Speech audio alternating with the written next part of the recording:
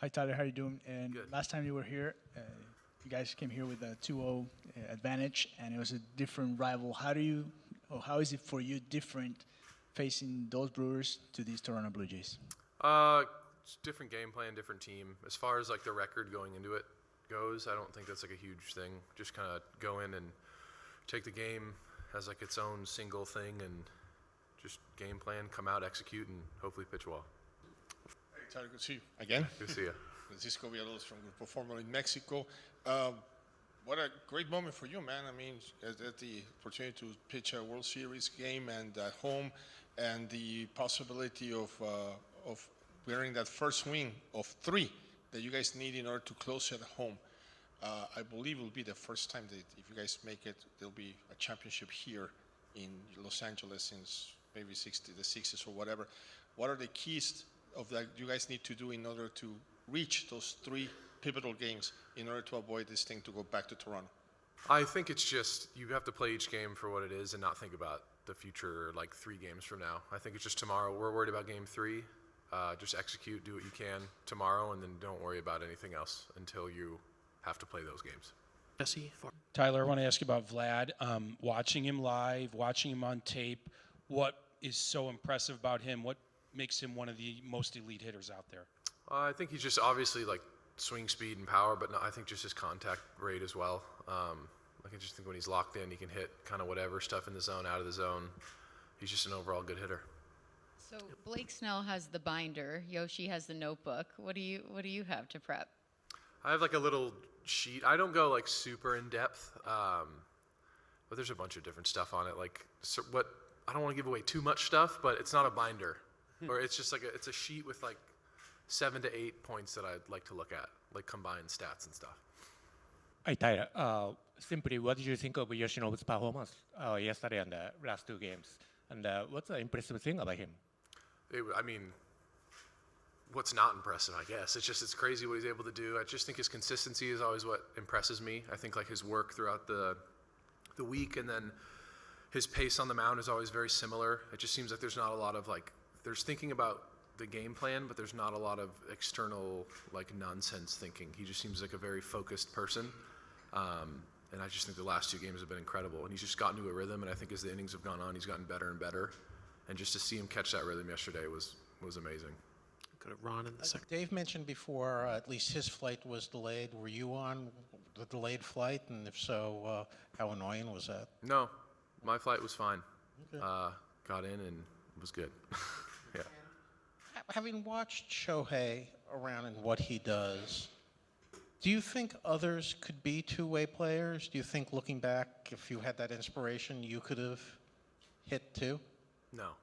I mean, I like hit when in like little league and it was good, and like, but I'm not. No, I don't think anyone can do what Shohei does. I think maybe there'll be like future opportunities for people to try it out more. There's still guys in college that go 2-way. I just think to do it at this level is like, I think Shohei can do it. Watching him up close, what allows him to do what others can't? I mean, you've seen it too.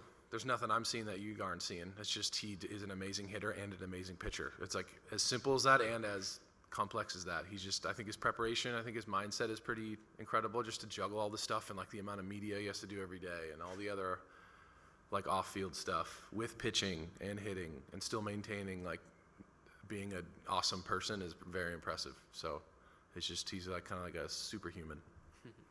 Right across the aisle, Tyler. Tyler, you've spoken about it throughout the postseason, but to be the hometown kid with this opportunity here in the World Series, what does this moment mean to you? Yeah, I'm trying to just go into it like it is any other game. Obviously, it's the World Series for my hometown team, and it's awesome. But I think for me, I guess this whole postseason and like any start to season, I think if you go and you just handle what you can and like simplify it in your workday and simplify it while you're out there on the mound, I think a lot of the other stuff is just kind of noise. It's very like sentimental and amazing, but I think that's kind of something I'll look back on more and focus on and like really feel the feelings of it maybe when this is all done. But I'm just and do well. Far back on your left, Kirsten. Tyler, we were talking about the Brewers, a lot of the conversations about just kind of their bat-to-ball skills. The similar conversation when you look at this Blue Jays lineup. Is that something that you can kind of build off of with how you were able to navigate through their lineup from what you've been seeing just with these first two outings from Blake and then from Yoshi that you can kind of use to prepare yourself for kind of what your plan is going up against the Blue Jays? I think there's some, I don't know how related the two are. I think there's some similarities with like contact and not a lot of strikeout. But I face the Blue Jays a lot. I've got a plan of what I want to do. I think watching the first two games can be helpful. But I guess as far as like comparing the two, they're just such two different teams. And I think it's just more about like the individual game plan, and I think it's just about executing pitches. And if you execute pitches, regardless of the right one or the wrong one, I think it usually works out for you. Couple last ones. With the limited innings you had this year because of the shoulder, do you feel in any way fresher now than you would 8 months into another season, or is it just not comparable? I don't know. I just think every season's so different. And I've kind of been limited innings every season, so it's like I don't have like a ton to pull from. I think it's just so different. Like certain seasons, you're out of spring and you don't feel great. You get 2 months into season, you feel good. Certain seasons you feel great for 3 months and then you feel bad. Like it just depends on the season. It depends on what you're going through. Everyone's going through something in season. It's just timing and random stuff and how your mechanics are playing and how your body feels. But I don't know if there's any I think it's just different for everybody. Is it fair to say you feel as good as you felt at any point in the season? Yeah, I feel good right now. I think the biggest thing too has just been, I think like even the last few starts of season, working with Connor and Mark and just getting to somewhere where I'm like comfortable, keep it easy, and just getting me locked in mechanically to where I can just be athletic and free thinking has been super helpful. And they've been so awesome this whole year, and especially this last like month or so. I think I probably feel the best I have all season right now. Across the aisle.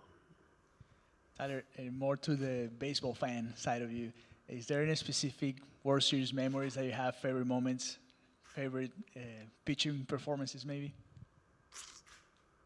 Oh man, I have a terrible memory. I'm sure once I leave this room I'll remember 5 different things, but the only thing that comes up to mind now is I remember like the Giants Angels World Series, just being with my cousin. I just remember where I was at the time and like the whole rally monkey thing and like nothing super specific, but I remember that. And obviously too, I think the Giants runs were always pretty crazy. Just watching that for like the 10, 12, 14 years. And then I guess a specific thing would be like Bumgarner. That was incredible. Just watching him go out there and ball out, I'd say. Yeah, I think that's all I can think of right now. Yeah, Tyler, the Dodgers front office is getting a lot of credit for putting together this foursome of starting pitchers, having you guys all pitching so well at the same time in October. When you're out for 2 months, is there in your head any kind of, well, there's a silver lining to this, I'm going to be really fresh and ready to go in October? Yeah, I think so. I think it's like the thing you tell yourself to not be so pissed off that you're hurt, I guess. Like I think when it happened this year, I definitely was frustrated. I think it wasn't as crazy as it was previous years, or I wasn't as frustrated just knowing it was like something minor compared to like Tommy John and other stuff. So I knew it wasn't like a huge deal. You never want to get hurt in season, and I think for me it's been a personal goal to like stay healthy all season long. It's always something I say in the beginning of the year, and at the moment it happened, I was frustrated, but it is like I went and I talked with Gomer and Andrew, and we were like, "This whatever, you'll be out a little bit." The goal is to be for the postseason. Like why I came here was to pitch postseason games. So it was kind of like, all right, this sucks, but it could be so much worse. So I think coming back from that injury, the only thing I had in my mind was just to come out and be healthy for postseason. Do you feel like that's part of a plan around here, that the end goal is always to be at your best in October? I think that's probably every team's goal. I'd hope it would be. I think you formulate your team not only to like, obviously you want to do well in season, but I think that should be everyone's goal, to like try to build the best playoff team you possibly can. You obviously have to get there, and it's a little different for the Dodgers. Just they've done so many things for so many years, from development to signing guys to like they're in a different position than most guys. But I think any team that has the potential of going to the postseason, I think that should probably be the number one thing of when it's a month of baseball and you have to maybe formulate your team around having the best month you possibly can.